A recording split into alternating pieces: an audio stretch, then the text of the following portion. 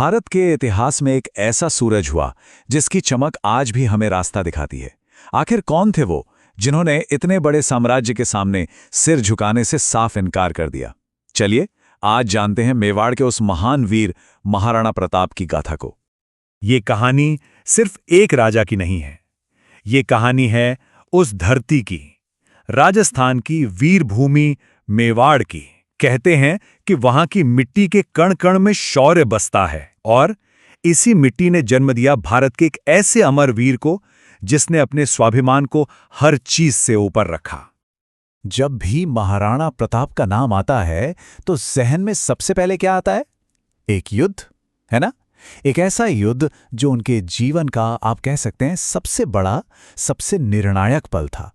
जी हां, हम बात कर रहे हैं हल्दी घाटी की। तारीख याद रखिएगा, 18 जून 1576। इतिहास में ये सिर्फ एक डेट नहीं है, ये एक ऐलान था। ये वो दिन था जब मेवाड़ का स्वाभिमान एक बहुत बड़ी सल्तनत की ताकत से टकराया और उस दिन के बाद इतिहास हमेशा के लिए बदल गया। जरा सोचिए, हल्दी घाटी का वो मैदान, चारों तरफ धूल का गुबार और उस धूल के बवंडर में से चेतक पर सवार एक योद्धा जिसकी केसरिया पगड़ी एक मशाल की तरह चमक रही है, वो दुश्मन की सेना में ऐसे घुस जाता है मानो कोई तूफान आ गया हो। ये थे महाराणा प्रताप और ये थी उनकी बहादुरी। लेकिन इतना साहस, इतनी हिम्मत, ये सब आया कहां से? आखिर कौन था ये वीर योद्धा? इनकी कहानी शुरू कहां से हुई? चलिए जरा समय में पीछे चलते हैं और जानते हैं इस पूरी कहानी की शुरुआत। तो हर बड़ी कहानी की तरह इनकी कहानी की शुरुआत भी एक जन्म से होती है। एक ऐसे राजकुमार का जन्म जिसे शायद किस्मत ने मेवाड़ का इतिहास बदलने के लिए ही चुना था।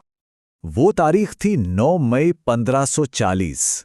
जगह थी कुंभलगढ़ का किला, जो मेवाड़ के सबसे मजबूत किलों में से एक माना जाता है। और वहीं एक भविष्य के नायक ने जन्म लिया। देखिए, वो किला सिर्फ पत्थर की दीवारें नहीं था, वो तो मेवाड़ की उस कभी ना हारने वाली भावना का प्रतीक था। उनके पिता थे महाराणा उदय सिंह द्वितीय और मां थीं रानी जयवंता बाई। अब भले ही वो एक शाही परिवार में पैदा हुए, लेकिन बचपन से ही उन्हें साहस, अनुशासन और सबसे बढ़कर अपनी मिट्टी से प्यार करने के संस्कार मिले। और यही वो चीजें थीं जो आगे चलकर उनके किरदार की नींव बनी। उनकी ट्रेनिंग सिर्फ महलों के अंदर नहीं हुई। गुरु हरिराम व्यास जैसे गुरुओं ने उन्हें सिर्फ तलवार चलाना या घुड़सवारी करना नहीं सिखाया, नहीं, बल्कि उन्हें युद्ध की रणनीति, राजकाज कैसे चलाना है और धर्म का गहरा ज्ञान दिया। मतलब तैयारी सिर्फ एक योद्धा की नहीं, बल्कि एक समझदार राजा की हो रही थी। और फिर वक्त ने करवट ली। अब प्रताप के सामने उनकी जिंदगी की सबसे बड़ी चुनौती आकर खड़ी हो गई। ये टकराव था उस वक्त के सबसे ताकतवर मुगल बादशाह अकबर के साथ। और सुनिए, ये लड़ाई सिर्फ दो राजाओं की नहीं थी, ये तो दो अलग अलग सोच की, दो विचारधाराओं की लड़ाई थी। अब देखिए, प्रताप के सामने दो रास्ते थे। एक रास्ता था अकबर की बात मान लेने का, आराम की जिंदगी जीने का, और दूसरा रास्ता था मेवाड़ की आज़ादी के लिए लड़ने का, अपने पुरखों के सम्मान के लिए एक मुश्किल संघर्ष का। उन्होंने कौन सा रास्ता चुना? उन्होंने चुना दूसरा रास्ता, स्वाभिमान का रास्ता, भले ही वो कांटों से भरा था। ये वो दौर था जब एक के बाद एक कई बड़े बड़े राजपूत राज्य भी मुगल सल्तनत के आगे झुक गए थे। लेकिन उस तूफान के बीच एक चट्टान की तरह कोई खड़ा था, एक राजा और एक राज्य जिसने झुकने से साफ मना कर दिया। वो थे महाराणा प्रताप और वो राज्य था मेवाड़। तो हल्दी घाटी के युद्ध के बाद कहानी खत्म नहीं हुई। असल में असली संघर्ष तो अब शुरू होना था। ये वो दौर था जब उनके स्वाभिमान का सबसे बड़ा इम्तिहान हुआ, और मुश्किलें भी ऐसी जो किसी भी इंसान का हौसला तोड़ दें। देखिए, हल्दी घाटी की लड़ाई तो एक दिन में खत्म हो गई, लेकिन मेवाड़ की आज़ादी की जंग वो सालों तक चलती रही। महाराणा प्रताप ने महलों का सुख चैन सब छोड़ दिया और अरावली के जंगलों और पहाड़ों को ही अपना घर बना लिया, और वहीं से आज़ादी की उस आग को जलाए रखा। उनके संघर्ष की एक कहानी आज भी सुनाई जाती है। कहते हैं कि हालात इतने मुश्किल हो गए थे कि एक वक्त ऐसा भी आया जब उन्हें और उनके परिवार को घास की रोटियां खानी पड़ी। सोचिए जरा, घास की रोटियां। लेकिन उन्होंने अपनी मिट्टी का, अपनी मातृभूमि का सौदा कभी नहीं किया। ये था उनका त्याग, ये थे उनके सिद्धांत। लेकिन इतनी मुश्किलों के बाद आखिरकार हालात बदलने शुरू हुए।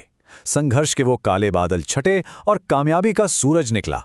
ये वो दौर था जब महाराणा प्रताप ने न सिर्फ अपने हारे हुए इलाके वापस जीते, बल्कि मेवाड़ की खोई हुई शान को फिर से कायम किया। अपनी जबरदस्त रणनीति से उन्होंने धीरे धीरे मेवाड़ के बहुत बड़े हिस्से को मुगलों से आजाद करा लिया। फिर उन्होंने उदयपुर को अपनी नई राजधानी बनाया और यहाँ पता चलता है कि वो सिर्फ एक महान योद्धा ही नहीं बल्कि एक बेहतरीन राजा भी थे। उन्होंने लोगों की भलाई और इंसाफ पर ध्यान दिया और कला और संस्कृति को भी पूरा बढ़ावा दिया। चलिए अब बात करते हैं उनकी कहानी के आखिरी हिस्से की, उस अमर विरासत की जो वो हमारे लिए छोड़ गए।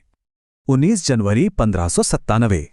इस दिन मेवाड़ का वो सूरज हमेशा के लिए अस्त हो गया। एक युग का अंत तो हुआ, लेकिन एक ऐसी कहानी की शुरुआत हुई जो आज भी करोड़ों लोगों के दिलों में एक प्रेरणा बनके जिंदा है। मगर कोई पूछे कि महाराणा प्रताप की पूरी जिंदगी को एक शब्द में कैसे बताया जाए, तो वो शब्द है स्वाभिमान। और ये सिर्फ एक शब्द नहीं है, ये एक पूरी सोच है। अपने आत्मसम्मान के लिए जीना, अपनी विरासत पर गर्व करना, यही तो वो आग थी जिसके लिए उन्होंने अपनी पूरी जिंदगी लगा दी। तो इस पूरी गाथा से हमें क्या सीखने को मिलता है? यही कि असली जीत सिर्फ मैदान में लड़ने से नहीं होती। नहीं, असली जीत होती है अपने उसूलों पर टिके रहने में, अपनी मिट्टी और अपने स्वाभिमान के लिए आखिरी सांस तक हर मुश्किल से लड़ने में।